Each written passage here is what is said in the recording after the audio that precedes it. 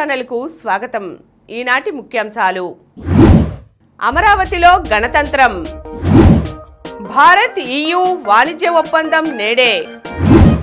సుజలాం సస్యశ్యామలం. కేంద్ర నిధులతో రాష్ట్రమంతా జలకళ. అవయవదానంతో 6 జీవితాల్లో వెలుగులు. 2 లక్షలు దాటనున్న తులం బంగారం. తగ్గనున్న యూరోపియన్ కార్ల ధరలు. అమెరికాను ముంచెత్తిన మంచు తుఫాను. గణతంత్రం ప్రతిభకు ప్రోత్సాహం. చలికాలంలో జీర్ణ సమస్యలకు కాలీఫ్లవర్. ఈరోజు వార్తలను చూద్దాం. అమరావతిలో గణతంత్రం. అమరావతిలో ప్రభుత్వం తొలిసారి నిర్వహించిన గణతంత్ర వేడుకలకు విశేష స్పందన లభించింది. త్రివర్ణ పతాక రెపరెపలతో రాజధాని తలుకులేనింది.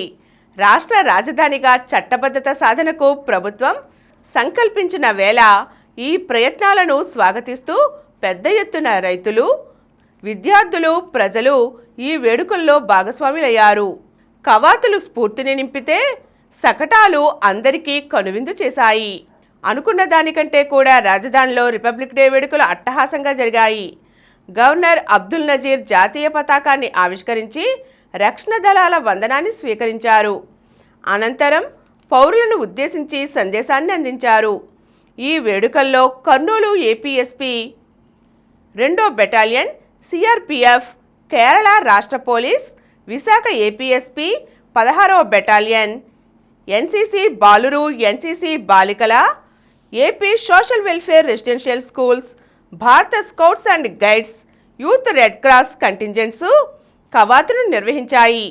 కవాతులో ఉత్తమ ప్రతిభ కనబరిచిన ఇండియన్ ఆర్మీ కంటింజెంట్కు మొదటి స్థానం, విశాఖ ఏపీఎస్పీ 16వ బెటాలియన్కు 2వ స్థానం, కన్సులేషన్ ప్రైజును కేరళ పోలీస్ కంటింజెంట్కు అందించారు. సుజలాం సస్యశ్యామలం. కేంద్ర పథకాలను గరిష్ట స్థాయిలో ఉపయోగించుకోవడం, భారీగా కేంద్ర నిధులు సాధించడం, రాయలసీమ, ప్రకాశం, పశ్చిమ నెల్లూరు జిల్లాలను సస్యశ్యామలం చేయడం, దీంతో పాటు రాష్ట్ర వ్యాప్తంగా పెండింగ్లో ఉన్న ప్రాజెక్టులను పూర్తి చేసి పొలాలను సుజలాలు ప్రవహించేలా చేయడం, ఈ 2 బృహత్ లక్ష్యాలు పూర్తి చేసే దిశగా ప్రణాళికలు రూపుదిద్దుకోనున్నాయి. దీనికి నిధులు ఇచ్చేందుకు కేంద్రం ఇప్పటికే సూత్రప్రాయంగా అంగీకరించినట్లు తెలిసింది. గ్రామీణాభివృద్ధి, జలవనరులకు సంబంధించి కేంద్రం అమలు చేస్తున్న వివిధ పథకాల నుంచి రాష్ట్రానికి 10,000 కోట్లు ఇచ్చే అవకాశం కనిపిస్తోంది. 2 దశల్లో 10,000 కోట్లు రాష్ట్రానికి ఇచ్చేందుకు కేంద్రం సూత్రప్రాయంగా అంగీకరించినట్లు తెలుస్తోంది. అలాగే పెండింగ్ ప్రాజెక్టుల పూర్తికి 14,100 కోట్లు అవసరమని ఇప్పటికే గుర్తించారు. కేంద్రం అమలు చేస్తున్న పూర్వోదయ పథకం ద్వారా గరిష్ట స్థాయిలో నిధులు సాధించేందుకు రంగం సిద్ధం చేశారు. భారత్ EU వాణిజ్య ఒప్పందం నేడే. చరిత్రాత్మక భారత్ యూరోపియన్ యూనియన్ స్వేచ్ఛా వాణిజ్య ఒప్పందంపై మంగళవారం అధికారిక ప్రకటన వెలువడే అవకాశం ఉంది. ఢిల్లీలో జరిగే భారత్ EU శిఖరాగ్ర సదస్సు ఇందుకు వేదిక కానుంది. గణతంత్ర దినోత్సవాలకు ముఖ్య అతిథులుగా విచ్చేసిన యూరోపియన్ కమిషన్ అధ్యక్షురాలు Ursula van der, European council అధ్యక్షుడు ఆంటోనియో కోస్టాల నేతృత్వంలోని ప్రతినిధుల బృందంతో ప్రధాని మోదీ నేతృత్వంలోని భారత బృందం ఈ సదస్సులో సమగ్రమైన చర్చలు నిర్వహించనుంది. అమెరికా అధ్యక్షుడు ట్రంప్ ఆంక్షలతో భారత్తో పాటు యూరప్ దేశాలు కూడా తీవ్రంగా ప్రభావితమయ్యాయి. భారత్ EU స్వేచ్ఛా వాణిజ్య ఒప్పందాన్ని ఒక విశిష్టమైన ప్రాధాన్యతగా పేర్కొంటున్నారు. ఈ ఒప్పందంతో 200 కోట్ల జనాభాతో కూడిన అతి భారీ మార్కెట్ ఆవిర్భవిస్తుందని, ఇది ప్రపంచ జీడీపీలో దాదాపు 25% సమానమని ఇటీవల ఉర్సులా వ్యాఖ్యానించటం ఈ ఒప్పందానికి ఉన్న ప్రాముఖ్యతను తెలుపుతోంది. 2 లక్షలు దాటనున్న తులం బంగారం. బంగారం ధర తులం 1.6 లక్షలకు చేరింది. ఇంకేం కొంటామని వెనకడుగు వేస్తున్నారా? ఇప్పటికీ మించిపోయిందేమీ లేదు. కాస్తో కూస్తో కొనే ఆలోచన ఏమైనా ఉంటే ఇప్పుడే కొనుక్కోండి. ఎందుకంటే పసిడి పరుగులు ఇప్పట్లో ఆగేలా కనిపించట్లేదు. సోమవారం 1 ట్రాయ్ ఔన్స్ పుత్తడి విలువ $5,000 మైలురాయిని దాటింది. ఇది ఇంకా పెరుగుతుందని మార్కెట్ నిపుణుల అంచనా. అమెరికా అధ్యక్షుడు ట్రంప్ తీసుకుంటున్న విపరీతమైన నిర్ణయాలతో బంగారం ధర విపరీతంగా పెరిగింది.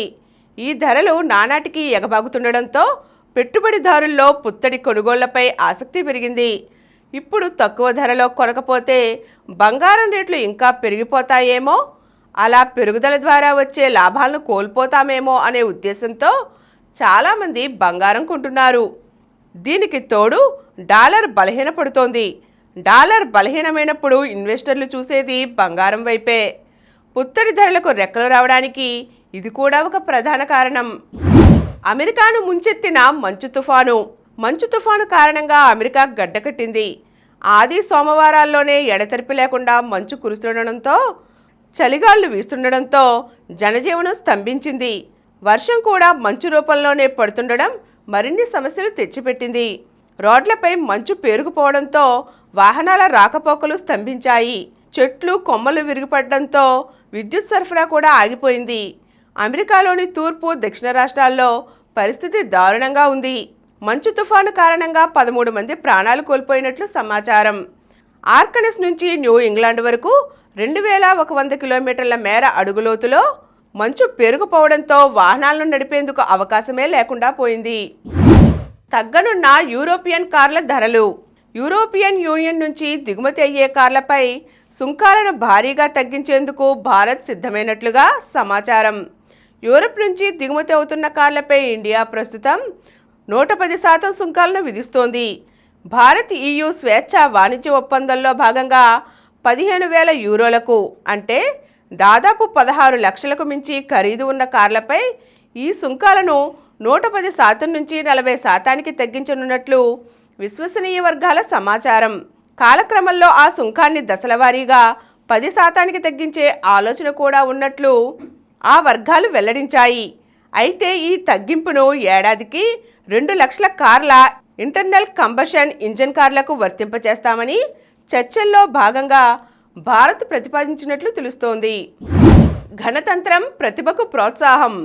విధుల్లో అత్యంత ప్రతిభ కనబరిచిన అధికారులను కలెక్టర్ లక్ష్మీషా ప్రత్యేకంగా అభినందించారు. జిల్లా అభివృద్ధిలో భాగస్వాములవుతున్న అధికార యంత్రాంగంపై ప్రశంసల జల్లు కురిపించారు.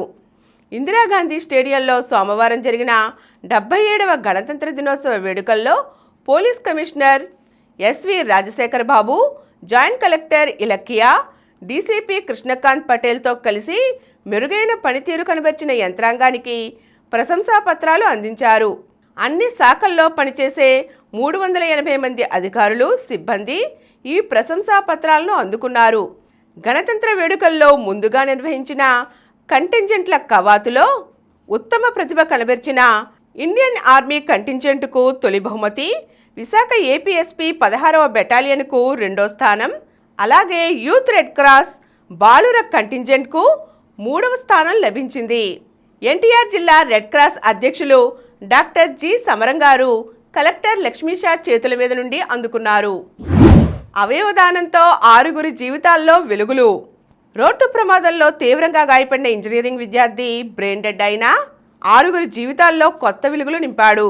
గుంటూరు జిల్లా తెనాలి మండలం పినపాడుకు చెందిన ఇంజనీరింగ్ విద్యార్థి పెరుగు అమర్బాబు తాడికొండ మండలం నిడుముక్కల్లో ఈ నెల 24న జరిగిన రోడ్డు ప్రమాదంలో తీవ్రంగా గాయపడ్డాడు. చికిత్స నిమిత్తం ఆయనను గుంటూరులోని ఆస్టర్ రమేష్ హాస్పిటల్స్కు తరలించారు. అక్కడ చికిత్స పొందుతూ అమర్బాబు సోమవారం బ్రెయిన్ డెడ్ కాగా జీవన్ దాన్ కోఆర్డినేటర్లు బాధిత కుటుంబ సభ్యులను కలిసి వారికి అవయవదానం ప్రాముఖ్యతను తెలియజేశారు. స్పందించిన కుటుంబ సభ్యులు అవయవదానానికి అంగీకరించారు. సోమవారం సాయంత్రం అవయవాల సేకరణ ప్రారంభించిన వైద్యులు అమర్ గుండెను తిరుపతికి తరలించాలని నిర్ణయించారు.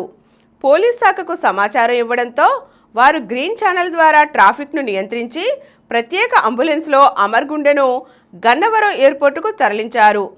అక్కడి నుంచి విమానంలో తిరుపతికి పంపించారు. అమర్ కాలేయం 2 కిడ్నీలకు గుంటూరు రమేష్ హాస్పిటల్కు కేటాయించగా ఇక్కడ 3 రోగులకు వాటిని అమర్చారు. 2 కార్నియాలను ఎల్వి ప్రసాద్ ఐ ఇన్స్టిట్యూట్కు అప్పగించారు. శీతాకాలంలో జీర్ణ సమస్యలకు చెక్ పెట్టే కాలీఫ్లవర్. ఏడాది పొడుగునా లభించిన గోబీ పువ్వులు శీతాకాలంలోనే తాజాగా చౌకగా లభిస్తాయి. కాలీఫ్లవర్లో ఫైబర్ అధికంగా ఉండటం వల్ల జీర్ణక్రియను మెరుగుపరుస్తాయి, మలబద్ధకాన్ని నివారిస్తాయి. ఇందులో విటమిన్ సి మంచి మోతాదులో లభిస్తుంది. గోబీలో ఉన్న యాంటీ ఆక్సిడెంట్లు శరీరంలో వాపు ప్రక్రియను తగ్గిస్తాయి, కణాలను ఆరోగ్యంగా ఉంచుతాయి. ఫోలేట్, విటమిన్ B6 వంటి పోషకాలు నరాల ఆరోగ్యానికి సహాయపడతాయి. తక్కువ క్యాలరీలు ఉండటం వల్ల బరువు నియంత్రణకు తోడ్పడుతుంది. థైరాయిడ్ సమస్య ఉన్నవారు కూడా గోబీ తినేందుకు సంకోచించవలసిన అవసరం లేదు. బాగా వండిన తర్వాత దీన్ని తీసుకోవాలి.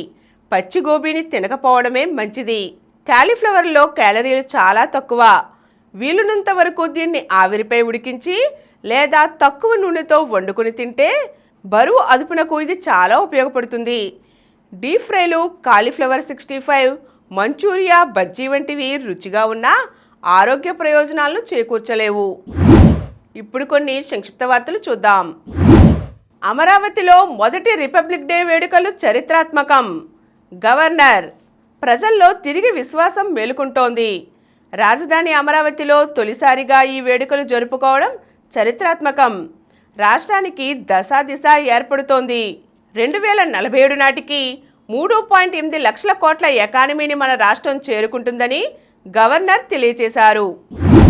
జిల్లాకు చెందిన ప్రముఖులకు పద్మ అవార్డులు గర్వకారణం. కేంద్ర ప్రభుత్వం ప్రకటించిన ప్రతిష్టాత్మక పద్మ అవార్డుల్లో ఉమ్మడి కృష్ణా జిల్లాకు చెందిన 3 వరించడం గర్వంగా ఉందని విజయవాడ ఎంపీ కేశినేని శివనాథ్ అన్నారు. ప్రముఖ క్యాన్సర్ వైద్యుడు నోరి దత్తాత్రేయుడు, సంస్కృత పండితుడు వెంపటి కుటుంబ శాస్త్రి, ప్రముఖ నటుడు రాజేంద్ర ప్రసాద్కు హృదయపూర్వక అభినందనలు తెలియజేశారు.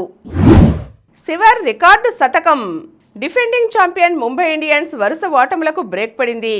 WPL ప్లే ఆఫ్స్ రేసులో సజీవంగా ఉండాలంటే ఖచ్చితంగా గెలవలసిన వేళ ఆల్రౌండ్ షో కనబరిచింది.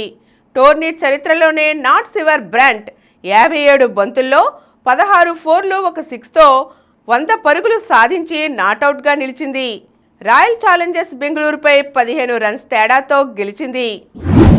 WPLలో నేడు గుజరాత్ వర్సెస్ ఢిల్లీ. రాత్రి 7:30 గంటలకు మ్యాచ్ ప్రారంభం. మరిన్ని వార్తా విశేషాలతో రేపటి సమరం న్యూస్లో తిరిగి కలుద్దాం. Thank you.